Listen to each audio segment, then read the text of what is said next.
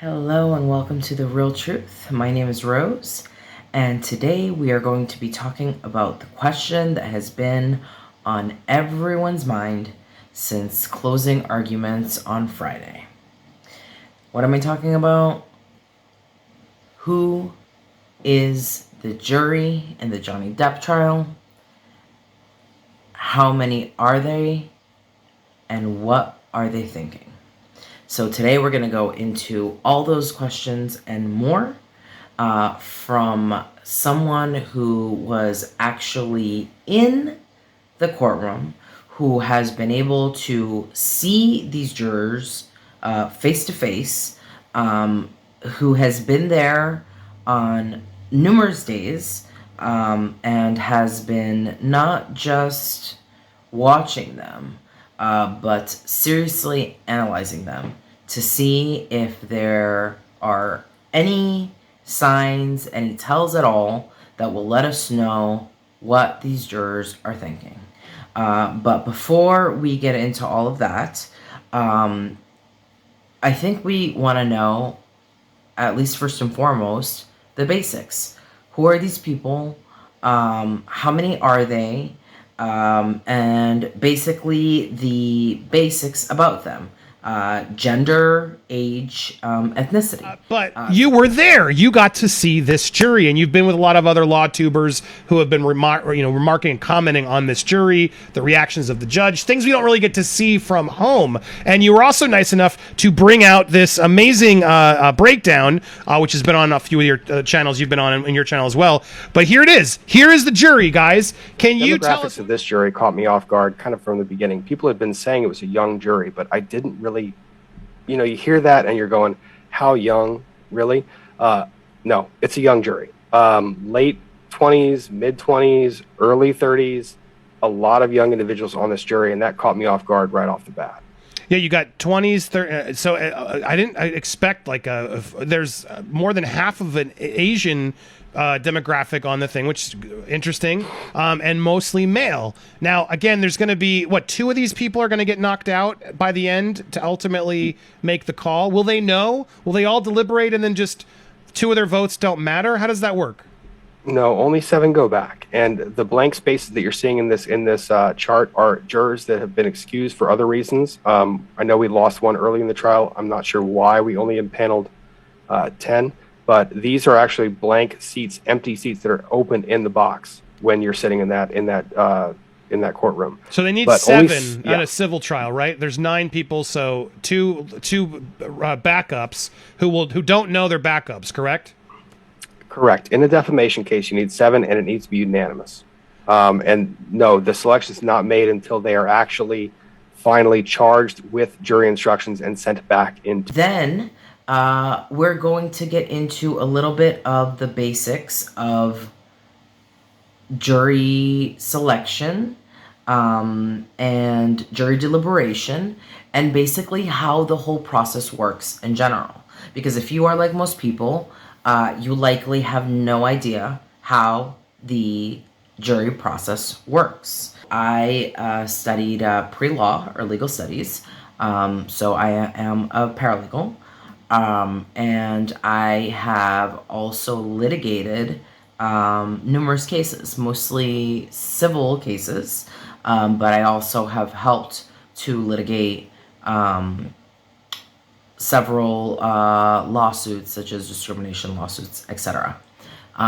So while none of these actually required a jury selection, I do have in-depth knowledge into the legal process in general. So I am going to go ahead and just break down for you the very basics about how jury selection works. So now that we've seen who the jury is, let's get into a little bit about the basics about jury selection and how jury deliberation works in general.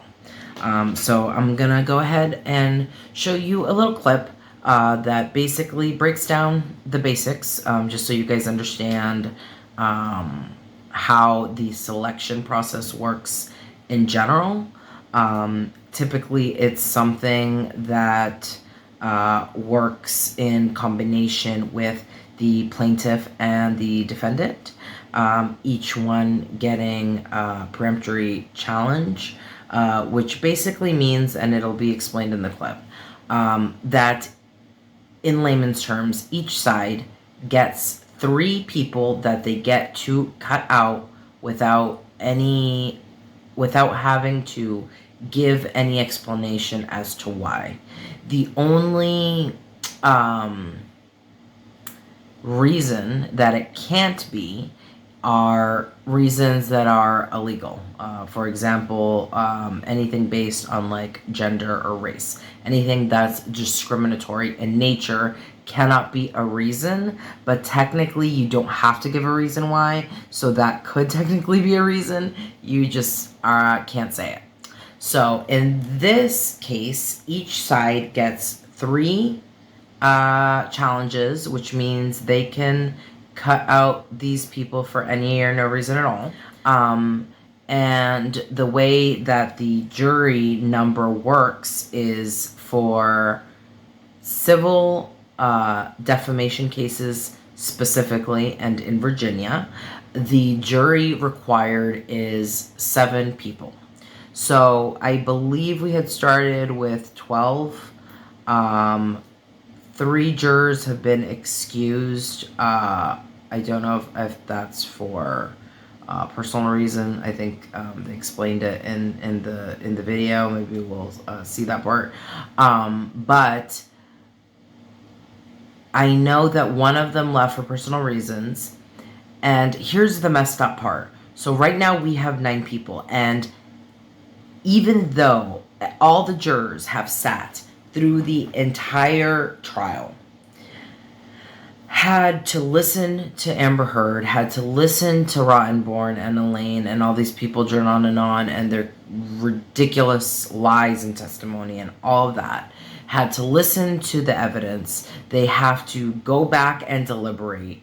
And the reason that, you know, it might take longer, because even if it doesn't typically work this way, but let's say everyone is in agreement and they all, let's say, you know, knock on wood, they all think that Amber is guilty. There are 6 questions that need to be answered legally in terms of their legality. Either accepted or challenged. And then I think there are 7 questions for Johnny's side and 6 questions that the jury is determining whether they have a legal basis. So let's say they're in agreement, which again is very far-fetched. They would still likely have to review the evidence. And remember, there were hundreds and hundreds of exhibits of evidence. And if they are doing an in-depth job, which I believe they likely are, they are likely going to have to review this evidence once again, which includes numerous audio recordings. I know I heard Judge Penny say that the depositions, either video or written, are excluded, which for those of you who have been following the case closely is a little bit annoying, because that means that Jennifer Howell, who had a very key declaration that directly challenged Whitney's lies and testimony, because that's what she was brought in as a rebuttal witness, that's excluded. A petit jury, which you're probably more familiar with, is also called a trial jury. It consists of 6 to 12 jurors who examine the facts and render a guilty or not guilty verdict in a criminal trial. Before a jury is selected, the court and counsel will question potential jurors to ensure an impartial jury, as required by the Constitution. This preliminary examination is known as voir dire. If a juror is biased, counsel can ask the judge to dismiss that person for cause. There are also what are called peremptory challenges. In some criminal cases, this allows counsel to excuse a limited number of potential jurors without stating cause if the attorney believes a juror will not serve the best interests of their client, but a juror cannot be excused based on race or sex.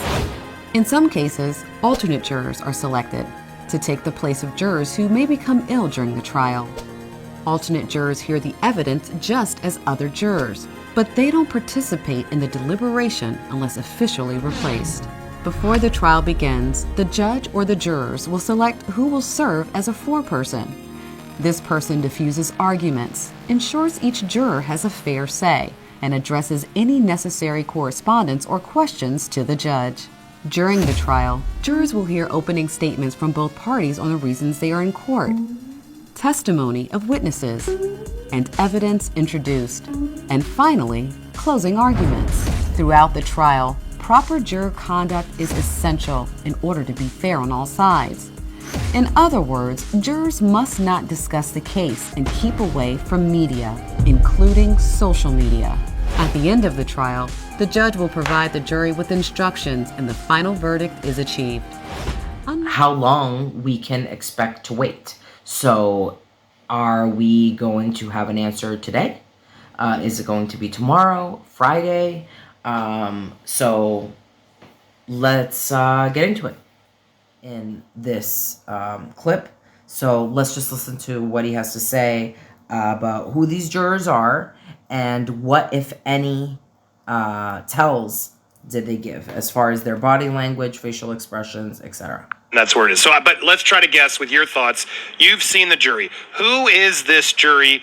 Who do you think they're leaning on based on your limited experience? Did you sense any reactions or sleepiness or frustrations or any tells from the jurors that you were able to see to sort of see where they're leaning? So the one observation that me and whoever else was in the courtroom, Runkle of the Bailey and DUI guy on YouTube, go like and subscribe to them as well. But when we were in there, this is the most stoic jury I've ever seen. They are stone-faced. They don't give you anything. Like, you really don't see very much. So you're looking at micro expressions or little tells that aren't tells, because jury prediction it's not possible. Anyone who says I can predict the jury is lying to you. I'd never be able to do that. That said, there are some things that indicate someone's siding one way or another.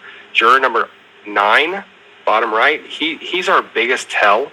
From everything he does as far as expressions, for example, putting his hand on his face when Elaine is talking, to looking sideways at Amber rather than looking at her directly when she's testifying. It's giving you suggestions that he's pretty much in the camp of, I don't know if it's pro Johnny or if it's I don't believe Amber, but I think either one of those is the same camp. He's our biggest easy guess he's our biggest easy guess. Everyone else is kind of a mixed bag, and they sway going one way or the other based on the testimony they're hearing. Did you sense they were annoyed by Amber staring at them? Because that's the biggest thing we've all been sort of reacting to online, is the fact that it just, I know you're supposed to, I guess, they, try to talk to the jury, get them involved, but she does it so intensely that it's pretty off-putting, no? Well, and let me give your viewers some context here. That courtroom and the line, let's start with the line. The line itself is so pro-Depp that it is, you would almost be afraid to announce that you're pro-Amber in that line. So let's go to the part where he specifically talks about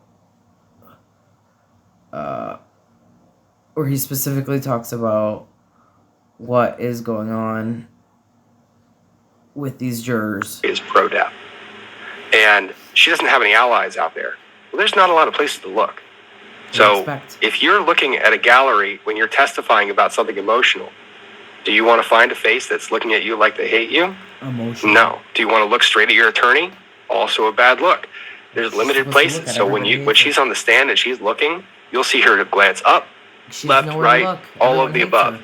I will say the looking at the jury is very off-putting, and the way that she looks at them is something that I have found rather curious. Andy, you got a mouse you can throw over those numbers while I talk about this? Sure. Yeah. So, number 9. Yes. She does not. She knows he is oppositional to her. So when she's on the stand, she will look above him to numbers 4 and 5. And if they meet her eyes, she'll deadlock on them.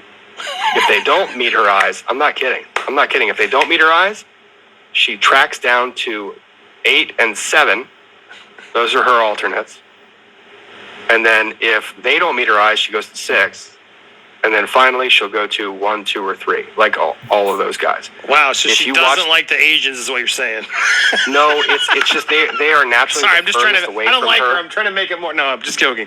See, that's where he went. But honestly, I mean, I would never put it past her that she is probably racist. I mean, on top of everything else, I wouldn't doubt it. But that just doesn't seem like what this is. I mean, let's look at the chart, okay? Let's look at it for a second. He said she looks past juror number 9, which is an Asian Polynesian male. First of all, I have never seen a jury consist of one ethnic group. That is very strange, and I don't know if they were trying to make it seem,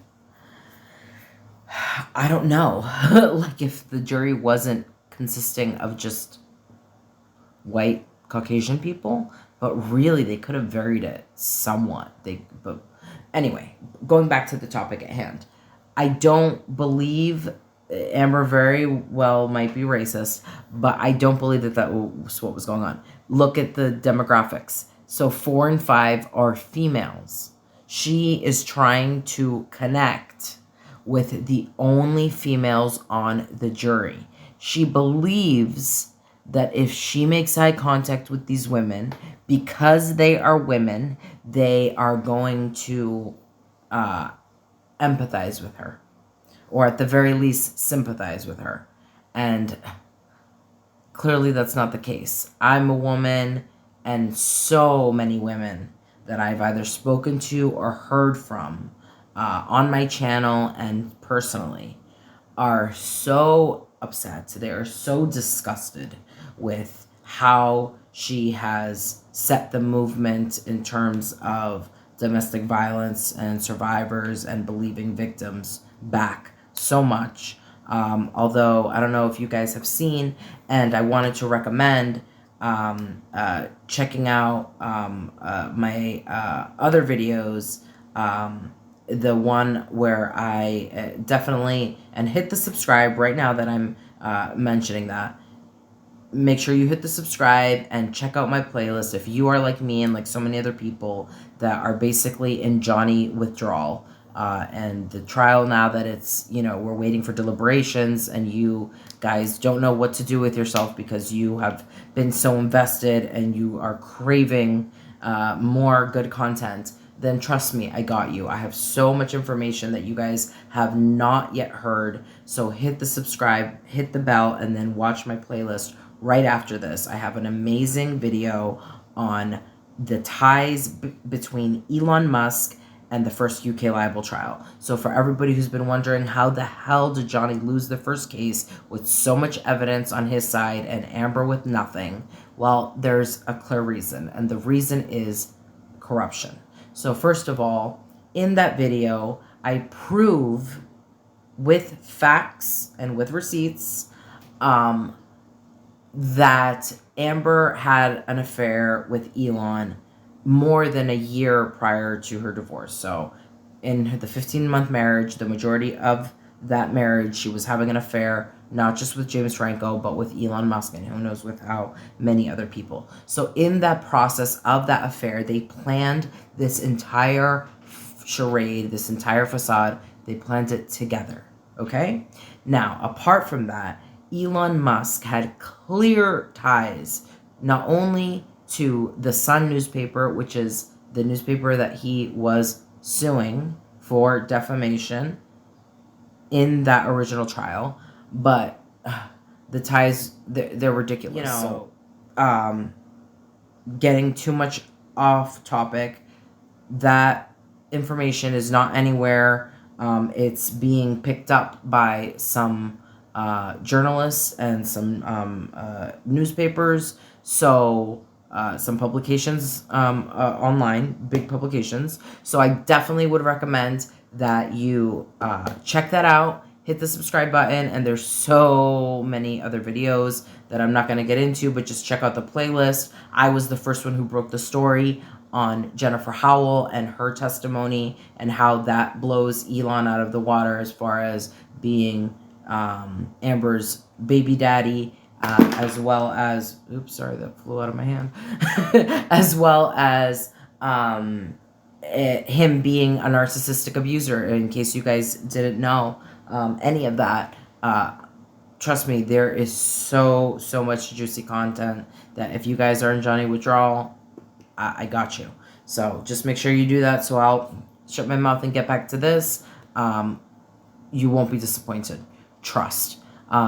So again, what I was saying about this whole thing, Amber was trying to get sympathy from the females. It wasn't about them being Asian, because if you look at the demographics, they are all, in this case, there's not much in terms of demographics for a civil case, and particularly a civil case having to do with defamation. But from what my understanding is, well, I'll let them explain how it is that it looks like the jury is shaping up to make their determination. No, I know, I get it. Trust me, this is not the first time I've explained this and had that joke. Everyone has had that joke. It's honestly just a natural progression, because she's looking down, and then she's moving to whoever's giving her the contact. Got it. Now, I had heard a rumor that some of them have actually turned their chairs away from her. Have you heard this too? They have, and during some of her direct testimony. So for the viewers who will follow any trials, on direct examination, what you want to see is a jury that's aiming their chairs at your witness. For direct examination, the witness is the star. The attorney is the proxy. They are the puppet. They basically they ask the question, and then they pitch it to your star, and your star acts it out or says their story. So you want the jury fully engaged. You want shoulders facing that way, and you want the chair facing that way. Well, during some of Amber Heard's direct examination, all of the chairs were facing the podium where Elaine Bredehoff was standing. And the jury was looking at Amber answering like this, and back to Elaine, and like this, and then back to Elaine. It was only select parts of the testimony where the jury actually turned to fully engage her. So that's not good for her, right? Like, because the whole point, from what we've gathered, the point of the best version is like they want to sort of be the flies on the wall and sit there and watch. But instead, when the witness is constantly looking. And Amber does it in such a way where it's like Camille will ask a question, and then she won't just talk a little bit to Camille and then occasionally look over to, for flavor. It's always like, what's yes? And then it's a really bad look. It's the immediate look, and it is frustrating to see as an attorney, because you wish that your client would take a second before doing that. Right. And not just that, I mean, comfortable. And why wouldn't Elaine or somebody get the note? It's clear they're watching. It's clear they're doing things, right? Why would no one have picked up on the note after day one of like, whoa, you were too intense on the gaze of the jury, slow it down? Well, it's curious that you mentioned that between days 1 and day 2 of her testifying, because there is an observation that can be made about the differences in those two testimonial experiences, both of which are direct examination. Day 1. I would challenge you to go back and look at that video. Day 1, Amber Heard she is upright, and she is almost aggressive in nature, and she is telling her story, and she is projecting out, and she is open and there. So I think she either felt the feedback or got feedback. I'm not going to speculate, but the second day she was testifying earlier this week, the day that I was in court, you saw the turtle look, the look of, this is what a lot of victims do when they're testifying about things that they've been through, traumatic experiences. They turtle. It's a safety mechanism. Well, day 1, Amber Heard, up. Day 2, Amber Heard, turtle. She changed her body expressions a lot between the beginning of her direct and the end of her direct. And that really, it was off-putting to me, and I think some of the jurors might have picked up on it. But she didn't change the eye contact. I mean, she might have tried, but the eye contact is staring down was pretty similar on both days, which to me is even the worst issue. But good catch. So overall, sort of any other takeaways or surprises that you think we should be aware of? I mean, it sounds like they're stone-faced. They're told to be stone-faced too, right? They're not supposed to give big reactions. Correct. Yeah, no, and the jury has been very, very good.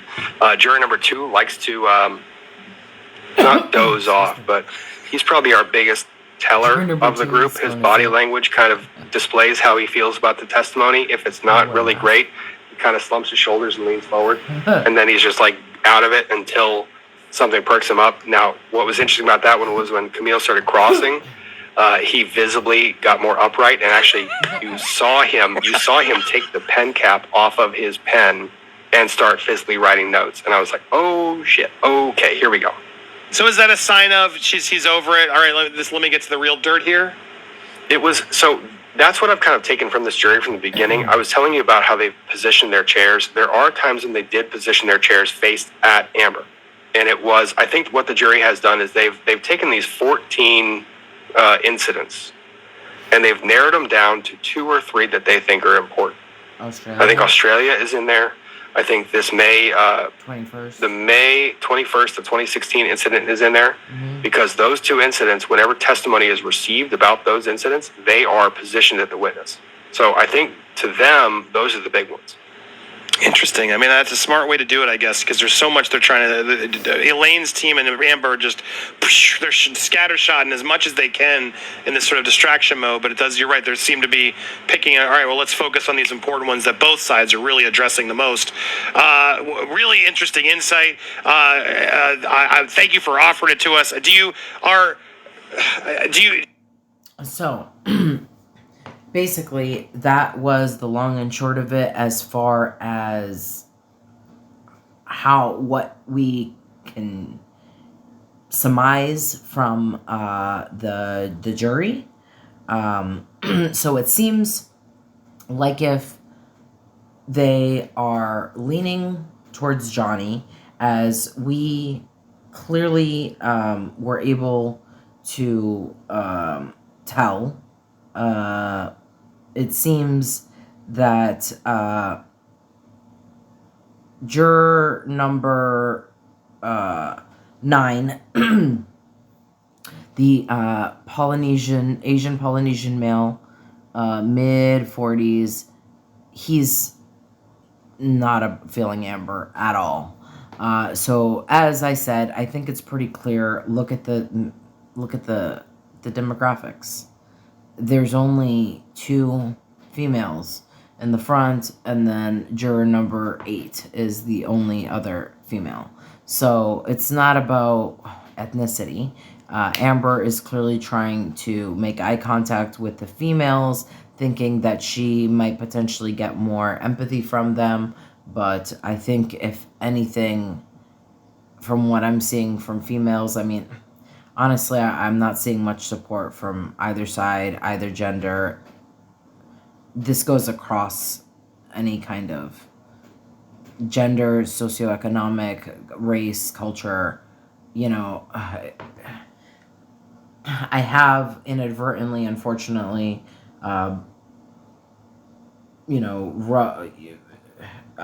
bumped heads, or unfortunately had come into contact with Turd supporters. I don't know if they're part of her PR team or whatever. They seem to look to be actively engaging, trying to search for justice for Johnny supporters, and then I don't know what their point is in trying to troll us or trying to engage negatively, because I mean, narcissists tend to do that. I think it's just their thing.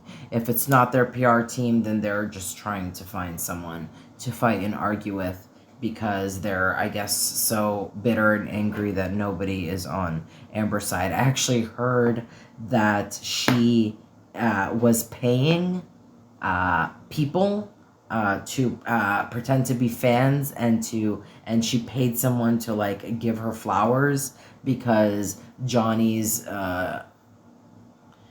fans are so loving and so adamant to show their support, you know, whether it's, you know, bringing him teddy bears, you know, they stand outside the courthouse. I don't know if you guys have seen, but if not, then I think maybe I'll upload a few videos for you guys. They're very, very short, of when Johnny and Amber are arriving and leaving the courthouse. So everyone is cheering for him. There's a beautiful video of, like, from inside of his car, of him filming his fans, and he literally stops as he's leaving after a long day and puts his hand out the window and touches all the hands of the fans. He's so sweet. He's such a wonderful, wonderful guy. And you hear the cheers when he arrives and when he leaves, and he literally will stop again at every light down the street and again put his hand out and touch all the fans. It's just, you know, you could see such a genuinely humble and wonderful man. And so the turd, when she arrives on the, you know, on the opposite and the contrary of him, everyone is booing. You know, no one wants to engage her, and you know, as someone with histrionic personality and with a narcissistic personality, they thrive on validation. So I remember someone telling me a few weeks ago that, you know, narcissists tend to like the attention, whether it's positive or negative. And I know that that's true. You know, Trump comes to mind, and someone I remember, I think one of my viewers, one of my subscribers, I think they wrote a comment which made me laugh about how she should get together with Trump because they're both this sort of like histrionic, borderline psychopathy, you know, sociopaths, narcissists. So, you know, I really think they would make such a good couple. And ironically, I think that Trump might be the only one who wants her after this. So that would be interesting to see. But getting back to what I was saying, I believe that as narcissistic as she is, this has to wear on her. Like, she absolutely explodes when the cameras are off, when she's away. I don't know if you guys had heard, but, you know, there were several times when she exploded and went off on Elaine and her legal team, and, you know, started yelling at them. You know, one of these days, a few weeks back, I think it was last week, and Elaine, her attorney, I guess she yelled at her, or, you know, criticized, because I think it was because of Camille Vasquez's cross-examination and how thorough and amazing it was. And, you know, I don't know what she expects them to do. It's like with her PR team that she fired all of them. They can't, like they told her, we can't perform magic, woman. We can try to do the best we can with your, you know, turd crumbs, but we cannot make you be a good person or an enjoyable person. Or it's just like her team. They cannot, they've already fabricated evidence as much as they can. They cannot do more than that. So they ended up yelling at each other, and Elaine said to her, yeah, well, you know, if you don't like what we're doing, then you can fucking represent yourself. And I think she started crying. I heard Elaine was crying on Friday because she was trending. Like, Elaine is a liar. Elaine is a whatever, you know, turd cookie monster or whatever. I just made that up. But yeah, you know, it has to get to them. The only one it doesn't get to is Rotten Cock, because he was born rotten, so he doesn't give a shit. You know, he's one of those people that doesn't care. He represents whoever. And, you know, I think it was Andy from this channel who was talking about, oh, you know, like about Elaine, and you feel bad for her, it's her job. Yes, it's her job. She chooses who she represents, okay? No one forces you to represent defendants or plaintiffs. You choose who you represent, and you also choose the caliber, the type of clients that you have. That's the reason that I didn't end up going to law school and passing the bar exam. Because when I was in school, I it opened my mind. First of all, I used to think about corporate law. I don't know what I was thinking. I don't think I understood the world very well at that time when I was very young. You know, I was kind of just thinking about making money or whatever. But eventually you see the world for what it is, the corruption, the injustice of the so-called justice system, and I wanted no part of that whatsoever. Even though I have a very strong talent for the law, it's not worth it to me. The price of selling your soul for money, it's never ever going to be worth it.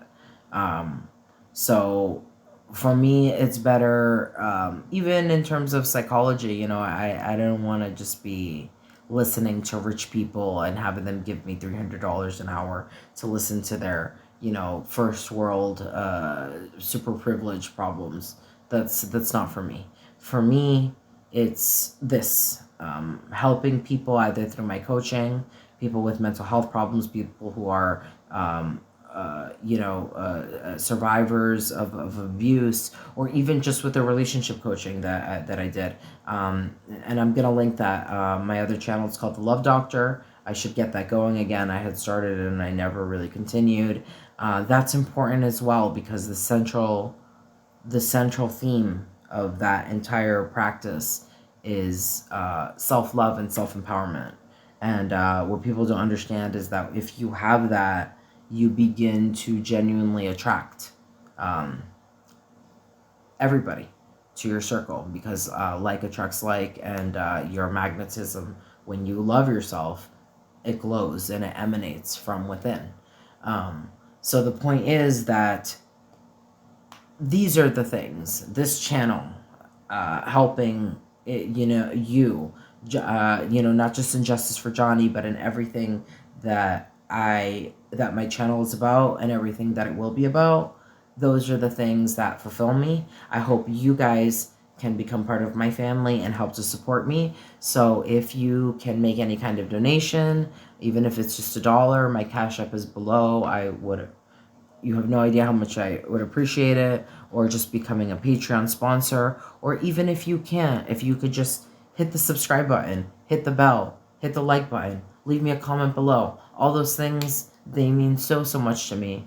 They help me to keep going. My channel has been blowing up. I am going to do a live stream. If you want to join me later on today, I'm going to do a live stream until either they deliberate, or until June, until I make 1,000 subscribers, and raise $1,000 for my first NFT funded movie, which I'm hoping that Johnny will be a part of. So let's see if we can get everyone together, all the subscribers behind my channel. Maybe we can get Johnny to pay attention, and who knows, maybe he'll be part of my movie, and part of the what I'm selling with the NFTs is either a chance to be an executive producer, or even a role in the movie itself. So, if you have enough to donate, maybe you and me will end up working on a movie together and meeting Johnny ourselves.